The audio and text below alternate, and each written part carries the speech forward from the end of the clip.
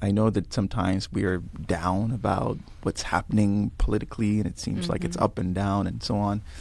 But when you travel across the country, you meet so many amazing people who just care about the nation. They care about each other. Sometimes they've not been given an opportunity yet to express their thoughts. But that gives me so much hope.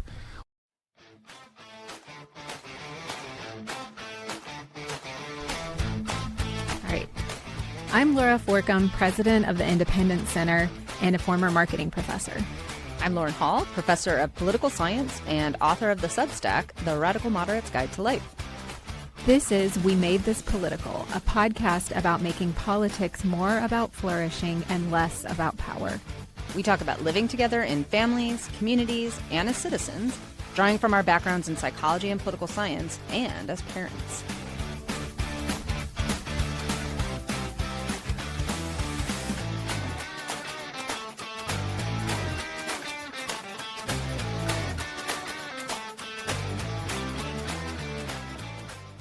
And today we're joined by Ben Klutsey of the Mercatus Center to talk about pluralism and parenting and politics. All right, fun stuff.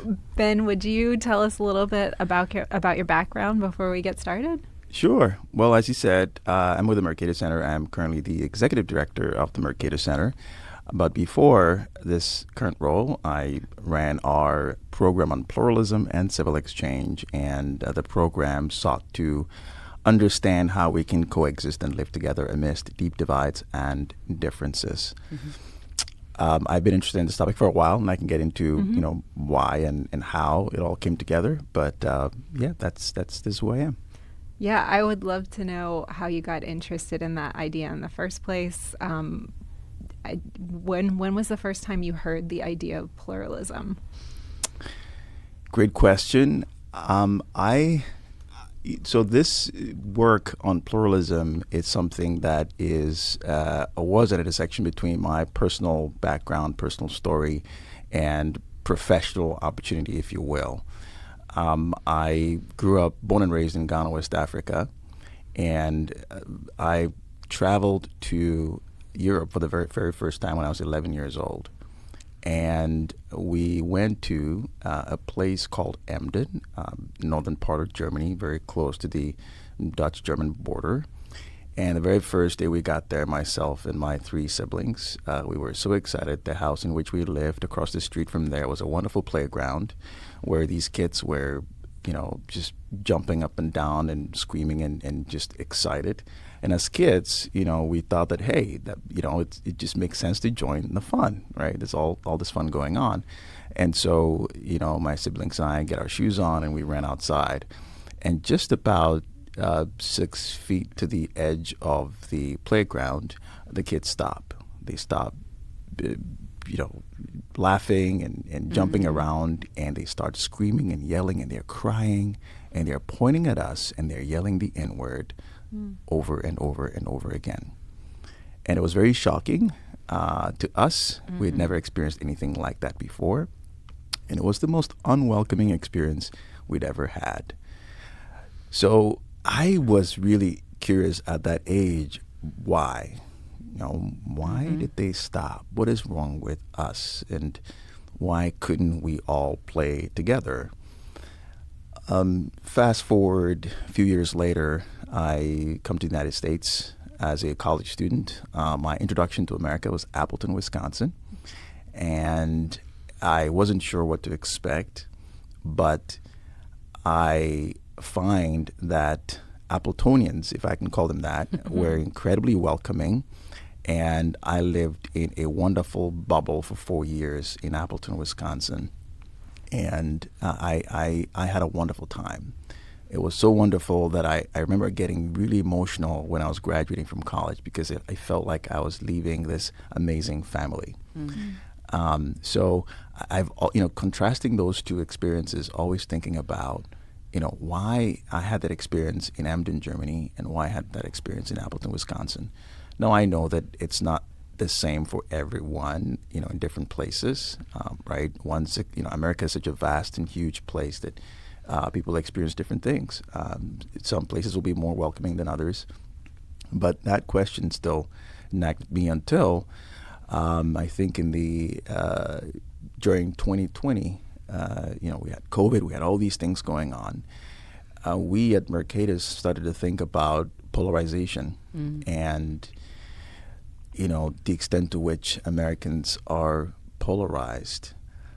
And we're thinking, what can we do? Now, Mercatus is Latin for markets. We care a lot about markets, but thinking a lot about the marketplace of ideas even being more important.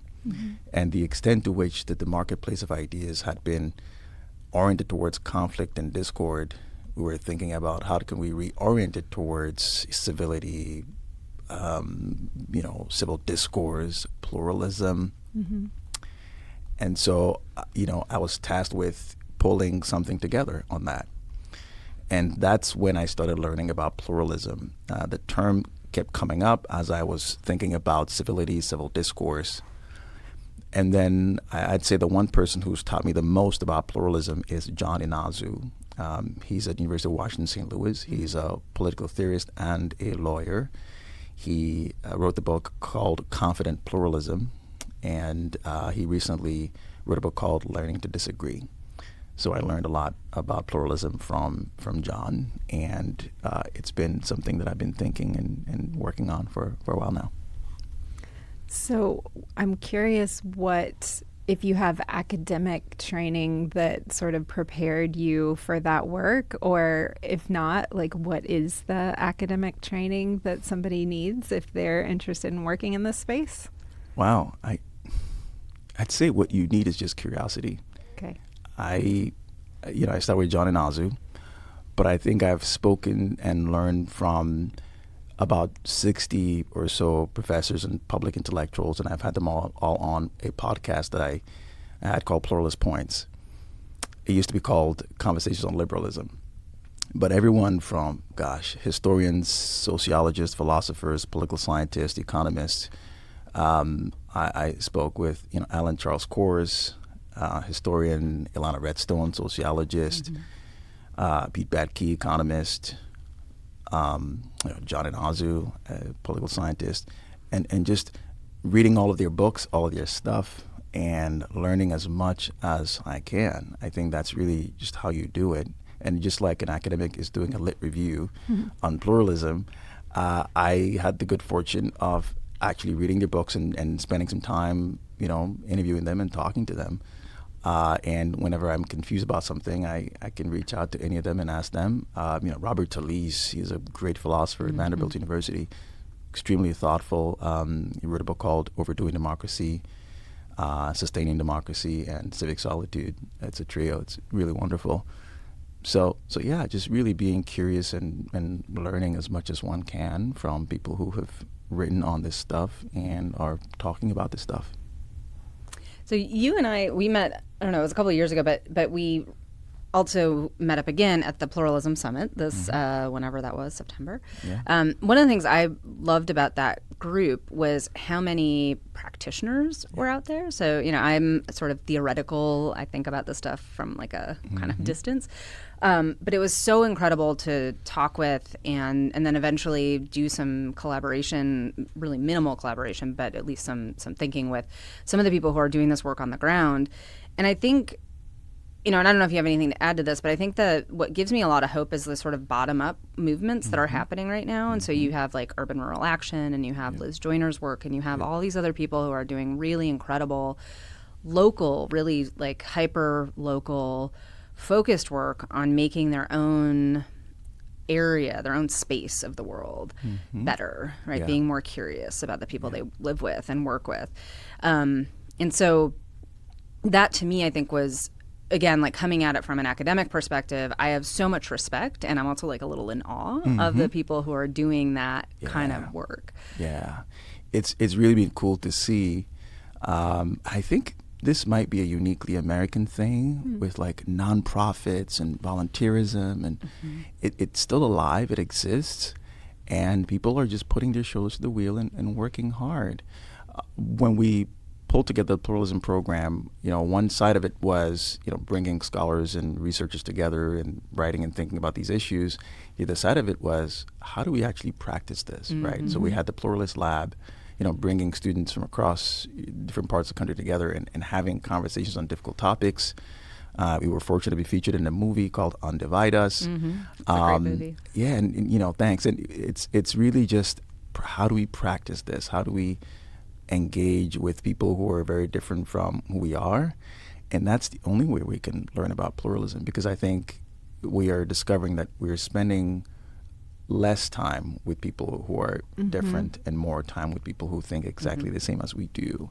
So we're losing the practice a little bit. And I think part of the work that these organizations that you're talking about are doing is helping people have that experience. So yeah.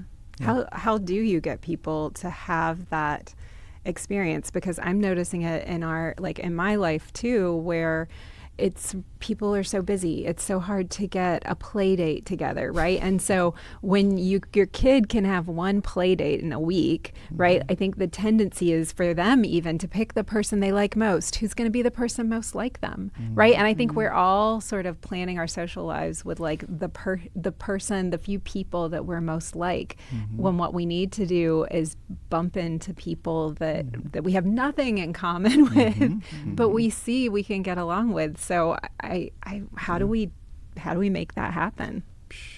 Man, it's hard. You have to be intentional. You have to be intentional. I'm the annoying guy at the airport who is, sitting next to you and asking you questions about, hey, where are you going? What are you up to? And I'm an introvert, right? But I think people are super interesting, for one.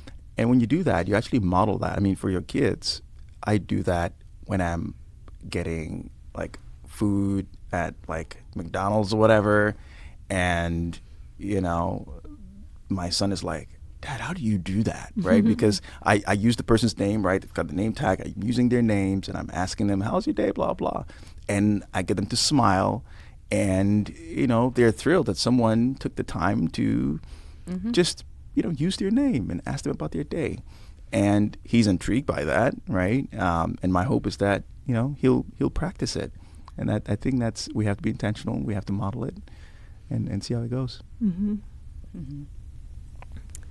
Do you have one of the things you're talking about is like the importance of curiosity, and I'm wondering if you have thoughts about how you're training curiosity in your kids, or also like, how do you encourage people to be more curious? Because I do understand that, like, if you feel like you're under threat, it's hard to be curious, right? You're going to want to be protective, right? Whereas curiosity is openness.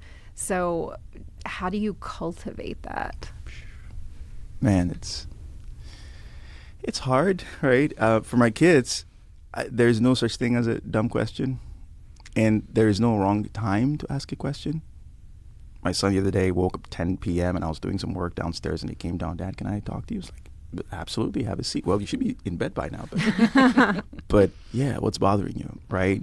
My other son, he's always asking questions that I don't have answers to. And I said, okay, we'll figure it out together, right? We'll do some research together. And actually, he did ask the other day, this is my second son, did ask the other day, Dad, do I ask too many questions? So you ask great questions. It's good. Keep asking them, right? That's sort of the best way I know how sort of to do it. And my thing is, the best way for kids to learn is to inspire them towards curiosity. And so the more they're inspired to ask questions, to inquire about things, that's how they learn, and they find the things that they enjoy the most, and they get curious about, and I think that's great. So I think that's how I'm doing it with my kids.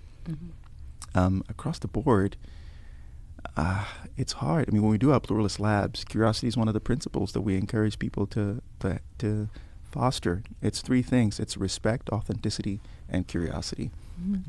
Because we cannot learn anything about each other if we cannot be a little bit curious about one another. That's the foundation for fostering pluralism, because pluralism is not just diversity. It's necessary but not a sufficient condition. It's good to have a mix of different people in a geographic space, but if they're not engaging, that is not pluralism. Pluralism is the integration, the engagement, the discourse. That's what makes pluralism happen. And so, we've all got to be talking about it, right? And I think that's just how we do it. I'm going to ask you to just do a very brief summary of what the Pluralist Lab is. We did one, we modeled one at the Pluralism Summit last year, which was really fun. But one of the things that I found and it kind of bums me out that I'm not teaching this year, because I was so excited. I was like, maybe I could bring this into the classroom, but I'm not actually teaching in my current role. But one of the things that has been really heartbreaking to me, and it started before the 2016 election, but it's gotten significantly worse. So I teach political science. I teach a lot of intro political science classes. And students, they're scared to engage with each other. They're scared to ask questions. They're scared. And I think I think people talk a lot about cancel culture. I actually don't think, maybe cancel culture is part of it, but I think they're more worried about offending other people. They're worried about hurting people's feelings. Yeah. They're worried about saying the wrong thing. And so that worry, that fear that Laura pointed to, right, that shuts down curiosity, right? If you're scared about how your idea is going to be interpreted or how your question is going to be interpreted. One of the most heartbreaking ones, I've traveled a lot and I love asking people where they're from. And there was a little period of time where, that's an offensive question. You can't ask people where they're from.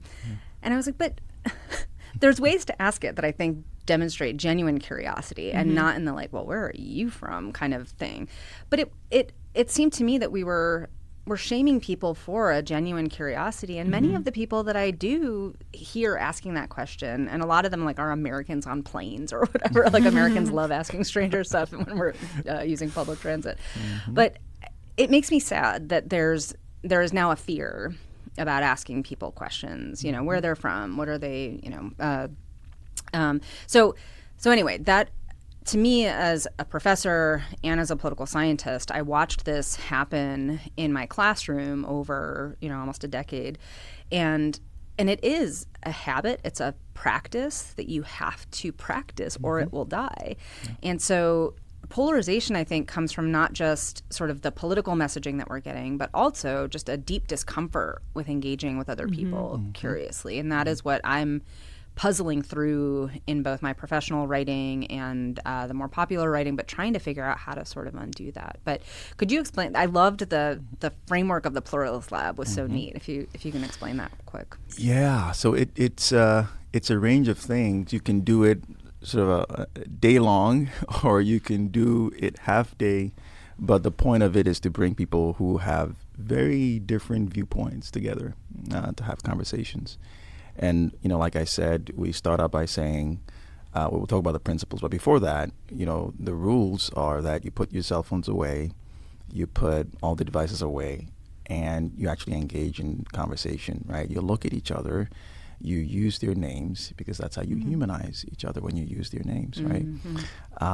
And we say, here are the three principles. The first is respect, which means that we're one another's dignified equals. Democracy is a society of, self-governing equals. And so if we can't recognize that, it's hard for us to move forward. So if we're going to share this space, we're going to make sure that we respect one another. If we can agree on that first principle, we can move on to the next one, which is authenticity, which basically means that we're not masking our views or pretending to be something we're not. We're going to be as honest as possible because, first of all, we respect one another. And then finally, curiosity. If we are going to learn anything about each other, explore ideas, we cannot do that without asking questions and without being curious. So these are the three principles. And then we start out by doing something called the triadic illumination, which is a concept that, we borrowed from, heart and mind strategies, and, partly borrowed from marriage counseling, and, a whole, a number of things that we sort of cobble together, right? But it's basically reflective listening. And, for example, we'll ask a question like, which one of these has the most impact on happiness? Is it cats, dogs, or both, neither?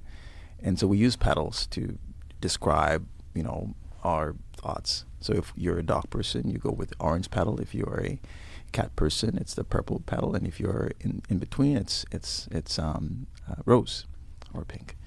And so we can say, hey, Laura, you seem like a dog person. You have your orange petal up, and Lauren, you are a cat person. You have your purple petal up. Oh, why? So, Lauren, why do you think Laura might be a dog person, right? And so you're like, well, she seems very affable, and she seems extroverted, and she seems like an outdoors person, and dog lovers tend to go out on walks with their dogs and so on and so forth. Like, oh, okay, hey, Laura, what did Lauren get right? It's like, wow, she got like 60% right. Well, she did pretty well. So what else would you add to that, right? Well, I grew up with, 2 dogs, and they were like my favorite, companions and so on and so forth. Like, okay, cool. So you learned something about her.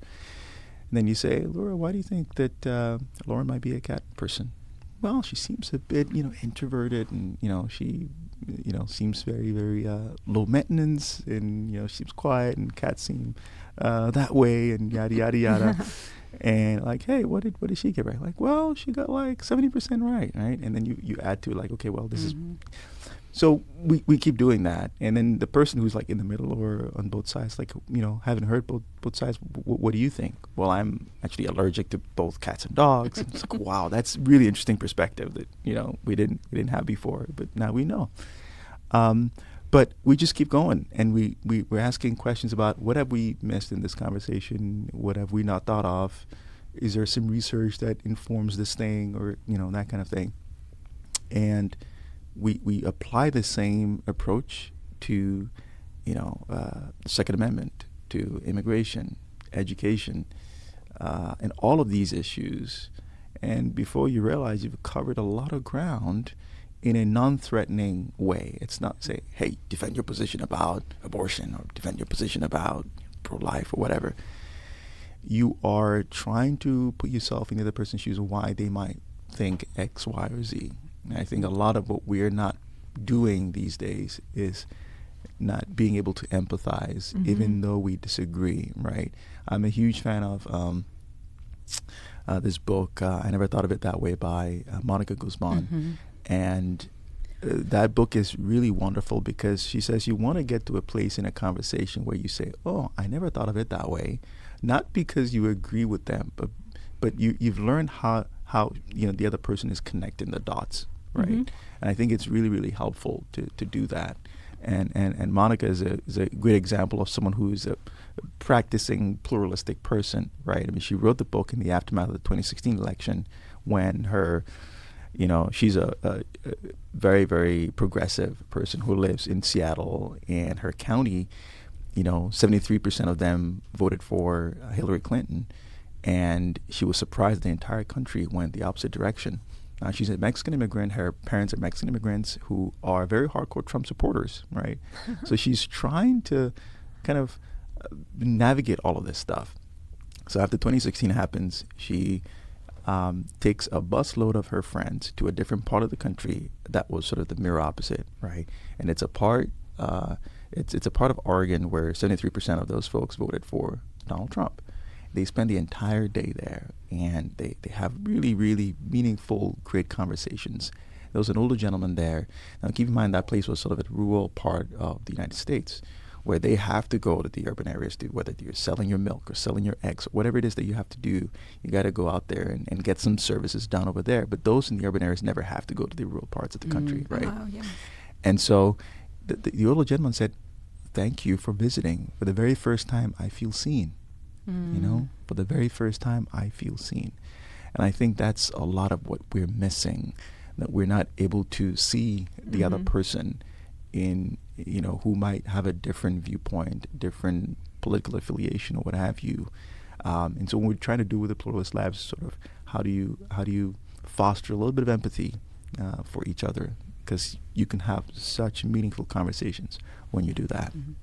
Sorry, long answer to your question. No, that was wonderful. The Pluralist Lab, there was this beautiful light bulb moment for me when we first started modeling the Pluralist Lab, and it was that it flipped the script on the traditional debate format, which is the traditional sort of way that we think about political dialogue is I'm going to tell Laura what I think about abortion, and then she's going to tell me what she thinks about abortion. And what that does is it puts you in automatic, like, aggressive, like, sort of not necessarily attack mode, but you are now defending a position, which means that you are now sort of, it's just a different kind of cognitive model. Whereas when I have to say, wait, what do I think Laura, like, why do I think Laura has this position on abortion? Or, like, what could I imagine her position might be? That opens up this curiosity, right? Absolutely. It's that curiosity piece that you focus on. And to me, that was like a light bulb moment, because I realized that there's a class that I teach or taught for a long time called Ethical Debates in American Politics. And we have a debate at the end. And I realized that I was inadvertently polarizing the class. Wow. Because I was asking them to take sides and I was asking them to defend them. And it was not about... And so if I were doing it now, I would do that completely differently, right? Because I think we really misunderstand the goal of political dialogue. We think it's about getting the other side to agree with us. And really, 90% of it is figuring out what people, like, it's understanding. It's trying to figure out what people actually care about. What are their values? What are their starting points? Yeah, absolutely. And it's hard. People get confused. So when we ask the question, why do you think this person might think this? Well, what I think, no, not yet, right? Why do you think this person thinks this way? Well, they say, okay, so we talk about respect, authenticity. Okay, so I have to, be respectful in this engagement, but also be authentic at the same time. And that really flips things for a lot of people. It's a lot of fun. I love debates. I think debates are important. They're useful, right?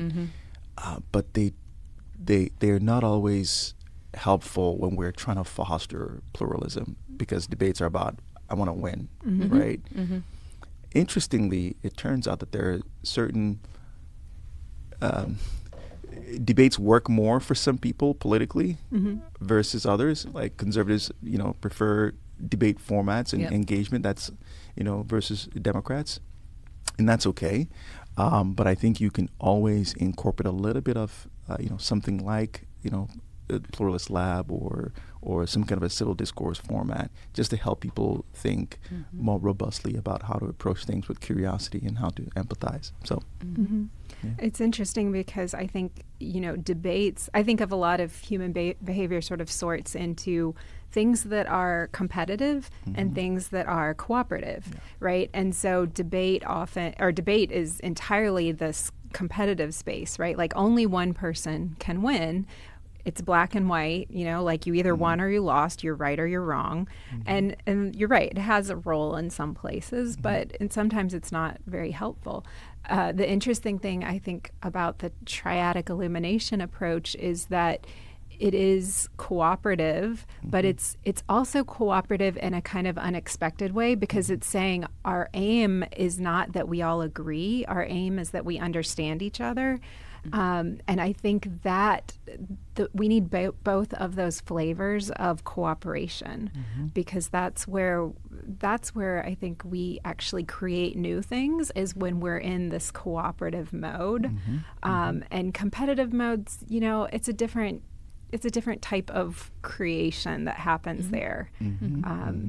So I love the triadic illumination piece. Yeah. And I think what it's also doing is that, I think political scientists differentiate between political polarization and affective polarization. And, the affective polarization is about how we feel about each other, whereas political polarization is about sort of the ideological distance between the two parties, which in some ways hasn't changed much over the past few decades. If anything, we've maybe gotten a little bit closer on certain questions like the environment and Second Amendment and things like that. But it's the affective portion, how we feel about each other. And a lot of that, I understand, is informed by something called meta-perceptions, like how you think other people think about you. And, we think that other people think very negatively of us, right? Sort of if you put us in sort of Democrats and Republicans framework. But when you do things like the triadic illumination, people realize that, wait, I'm overestimating how extreme I think the other side is. Mm-hmm. And a lot of the times you learn people saying, oh, wait a second, I thought you thought of this, but you don't. And it's really not this caricature version that Mm-hmm. I hear often. And so that's been really, really cool to see. I think that is how, one of the ways in which we can reduce polarization by Mm-hmm. someone learning that, oh, no, they're not as extreme. I don't, their views isn't an existential situation, Yeah. right? Because Yeah. I think that's a lot of how the most polarized amongst us think about these issues. That Mm-hmm. it's not that we disagree. You know, that view that they have is a threat to my existence. So, yeah. Yeah. Yeah, we create these other minds, Mhm. right? Like Mhm. those are really just inventions and Mhm. projections, Yeah. because it's very easy to create this stand-in member of the other Mhm. party Yeah. and attribute views and beliefs to them. They're oversimplified, they're extreme, Mhm. they have no basis in reality. Mhm. And I think the amazing thing about interacting with people, especially in person, right? I Yeah. think the triadic yeah. illumination really depends on being co-present Mhm. together. That's right. But what you find when you actually interact with people is that they are far more complex than anything you would have attributed, and in a really Absolutely. beautiful way, right? Like Yeah. I think probably we all have stories of people that we've met that just shocked us, right? With some complexity or richness or depth of, Mhm. just Yeah. complexity, human complexity that you Yeah. could have never imagined. That's right. That's right. Yeah. One of my favorite, I don't even remember. We got, like, our flight got canceled, and they put a bunch of us up in a hotel in somewhere in Arizona.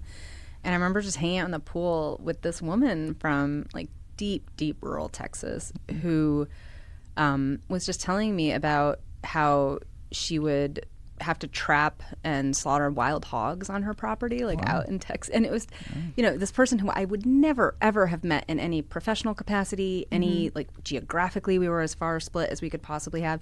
But we had, like, a delight. She was hilarious. We had nothing in common educationally, politically, like, worlds apart.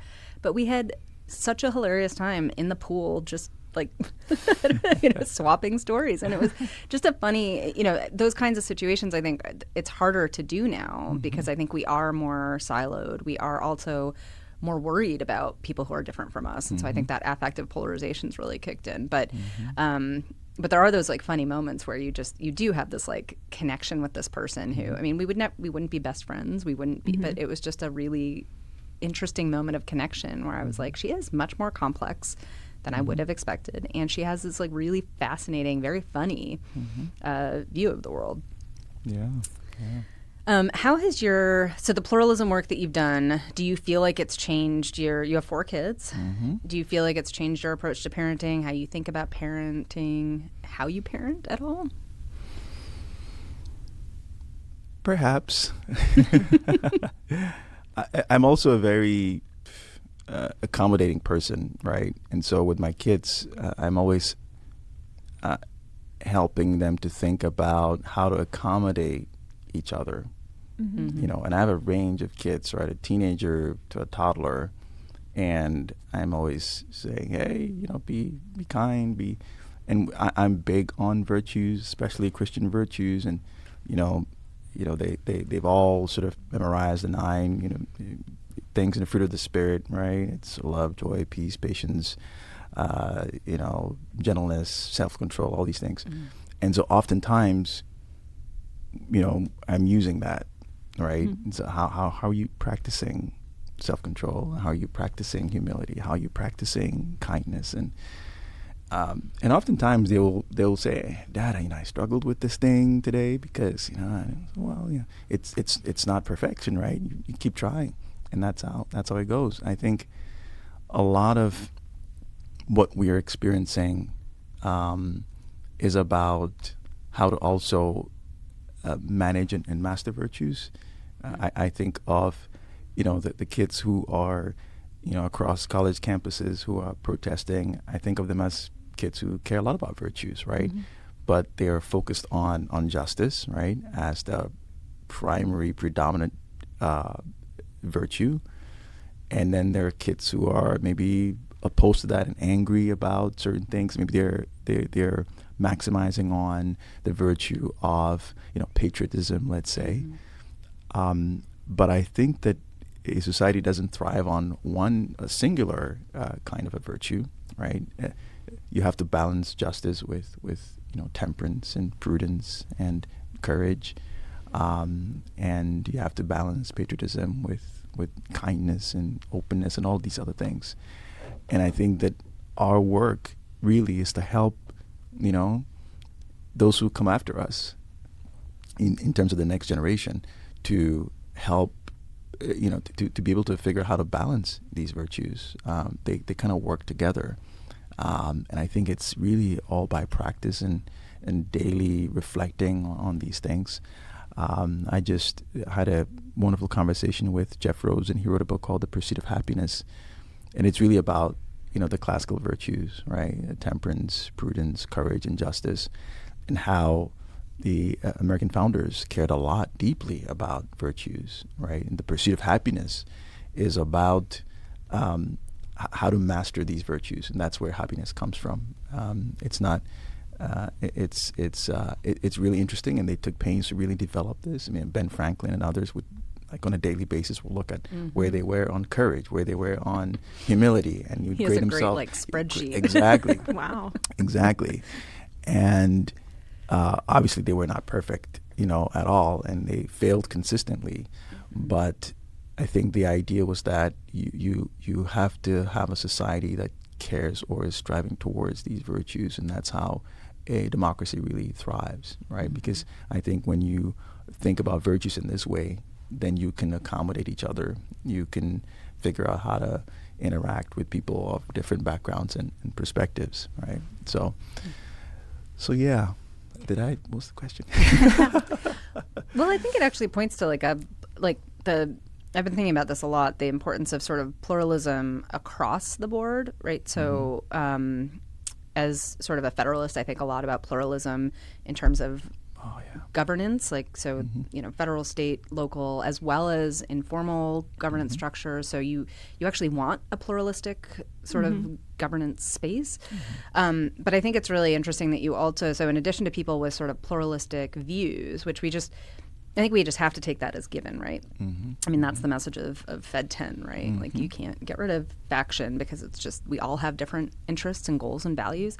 But a pluralism of virtue, meaning that it's about balancing the difference, the different kinds of perspectives and the different virtues for a kind of holistic virtue. And I think Aristotle talks about this at length in his Ethics, but having prioritizing one virtue above all else leads to the same kind of imbalance as a lack of virtue altogether. Yeah, and it's so much easier to maximize on one thing, right? And I think that it's easy to create systems and behaviors that maximize on one dimension when what we really need to do is optimize across multiple. It's funny that you guys are talking about political philosophers, and the person that I think of in the space is Temple Grandin, the animal behaviorist. Yeah. So she's fascinating because she talks about what happens when you maximize on one attribute when you're raising animals is it's disastrous. Yeah. You end up with really unhealthy animals and unhappy and unusable. And she says the exact same thing. You can't maximize on the size of chickens. You have to optimize multiple things. And I think that it's hard for us, but the optimizing, right? Like the multiple attributes, how do we get the most of multiple virtues and multiple values and multiple viewpoints is always better for us. Yeah. And it's daily. It's, I think you have to be intentional. You have to think about them. You have to try to practice them. It doesn't mean that you're going to be perfect all of the time, but I think that it's helpful. Yeah, and I'm glad you mentioned the federalism, because I think it makes this idea of pluralism so embedded, in what American society is. I had a conversation with Yuval Levin, and he really brought this home. He said the founders were thinking about whether we give who do we give the powers to, the states or the federal? Said they did both, right? In the way that they put it together. Do we make the president a glorified clerk, or is he empowered with, or she empowered with certain things? Well, they did both, right? And so there's a lot of pluralism happening, which means that there's some tensions across the board. And I think that we cannot do away with the tensions of pluralism.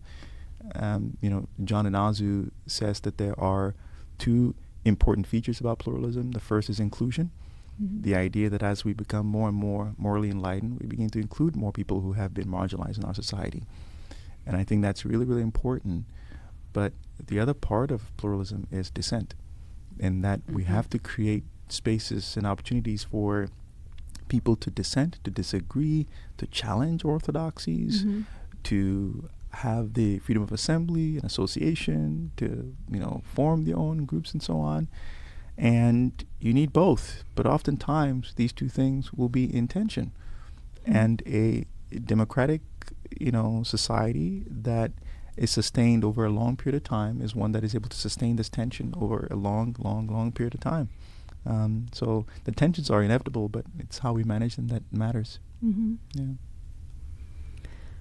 One of the things I was thinking about that is almost a precondition, I would say, to curiosity is the idea, like what makes you feel safe to be curious about other people is the same thing that lets you be authentic, right? Like first you need to know yourself. And I thought it was really interesting that you are instilling in your children sort of like this mental check-in of how am I doing on these virtues, right? Like that's part of knowing yourself and knowing like I am just a person who struggles with whatever, right? Like humility or temperance or patience. And so I think that's something that maybe we need to cultivate more in people in order to promote curiosity, is to say, well, actually, what if first you go back to like yourself and who are you? Because I think understanding that and being clear about those boundaries is what makes it possible for me to say, oh, Ben, tell me more about, what your experience was like, or, to somebody else to say, oh, I know you disagree with me about this, and I'm wondering what it means to you. This is one of the, so I'm, Ben knows this. I converted from, I was raised by Zen Buddhist parents, and then I converted to Catholicism very late in life. But one of the things that always kind of struck me, and this is like a before Catholicism and after Catholicism like realization, but before I became Catholic, I always thought confession was like this like bizarre, like it's like you like put on this hair shirt and then you have to confess your sins to this like old guy, and it's like humiliating and like what a dumb practice. And then I became Catholic, and I was like, wait a second. This is just like the standard, like it's an accountability mechanism, right? It's an accountability mechanism by which you hold yourself accountable to yourself and also to God. The priest is just sort of like sitting there. Like they're very clear that like they're not like the human deciders of anything, right? But the point of going to confession is not a form of punishment, right? The other word for it is reconciliation, and it's a way of making things right, and it's a way of making things right with yourself. And again, if you believe in God, with God, but whether you believe in God or not, everyone needs to have some sort of accountability mechanism, because if you trust your own perception of how you're working in the world, and you don't accept feedback, and you don't work within sort of a pluralistic environment to take in feedback that people are sending you, you're going to end up in a really weird place, right? Right. And so I think almost every religious order that I'm aware of has some version of this, and every philosophic tradition that I'm aware of has some version of this, right? Yeah. The sort of like introspective life, that ability to sort of turn inward and think like, how am I actually measuring up to my own values, my own goals? And this is something I try to get my kids to do a lot, because it's that sort of meta-cognitive, like getting them to think about and again, it's not from like a perspective of like having them feel shame or anything. It's just, how are you as a person? Like, how are you thinking about yourself as a person? How are you matching up with your own goals and values? And as a parent, it's hard because all three of mine are so different, and you have to approach it differently because some of them will kick back at different ways of thinking, but these are the kinds of things I want them to be thinking about is how, how they're measuring up to their own vision of what it means to be a flourishing person. Yeah, I found journaling to also be incredibly helpful. Sometimes I do it pretty much every single day of the week, and it's great for my kids who aren't at the place where they can do journaling quite yet. We do highs and lows every night at dinner table.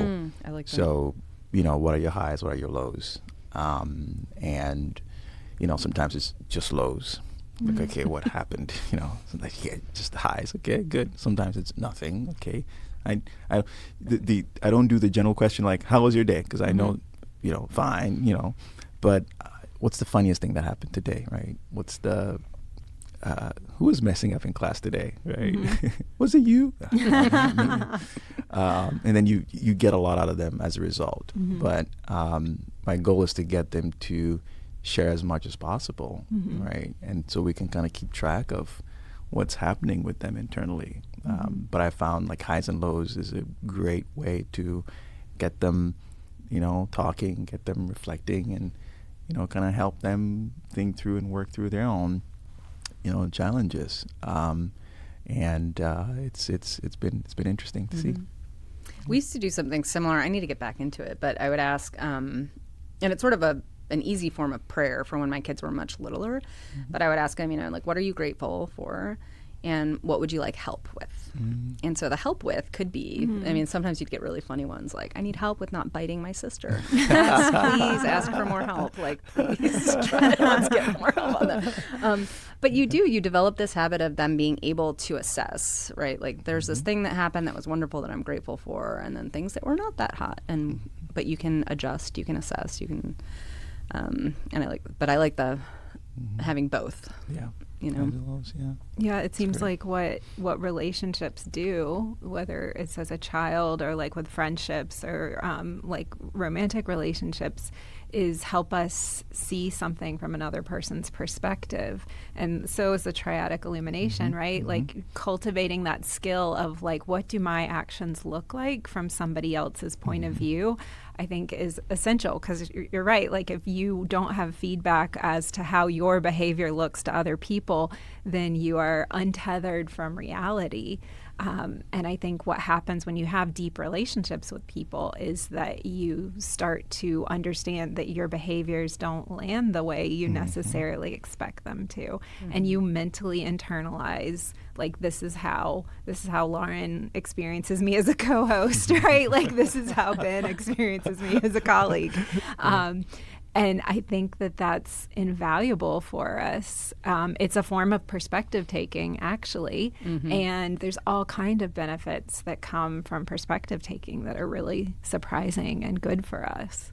But, if we're just doing perspective taking of this is what the other party says about me, that's, that's not what we need for pluralistic society.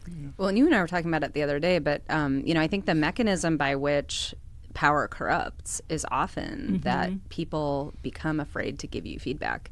So the more powerful you get, the less useful feedback you get about your behavior, the less useful feedback, especially from people that you care about. People are not going to give you the bad news, right? And especially if you're the kind of person who punishes people for giving you bad news, then you're going to become more and more and more insulated from the kind of feedback that you need. And so I think it does set off this kind of, the sort of like authoritarian kind of snowball in a way. And there's other things, of course. There's, incentives and all that stuff. But I think the feedback loop that we get from our fellow humans is pretty important. And I think some of us shut it down. And then sometimes I shut it down. I'm like, I don't want to hear that. Yeah, exactly. I'd less feedback from children, please. Much less feedback. Just a break for a minute. Yeah. That's great. I don't think that we're always the best judges of ourselves, who we are, as much as we like to think that we are. Right? We only learn more about ourselves from engaging with others, and as you both have said, and I think that is so true. Yeah. Well, we've taken up quite a bit of your time, which we appreciate. This has been a great conversation. It's been fun. It's been fun. Yeah.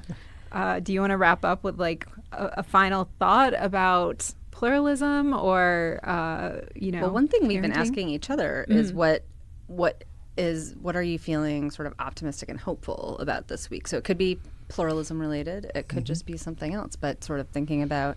So if you want to leave us with words of wisdom about pluralism or parenting, those are also welcome. But also just what are you feeling good about this week? Oh, this week in particular?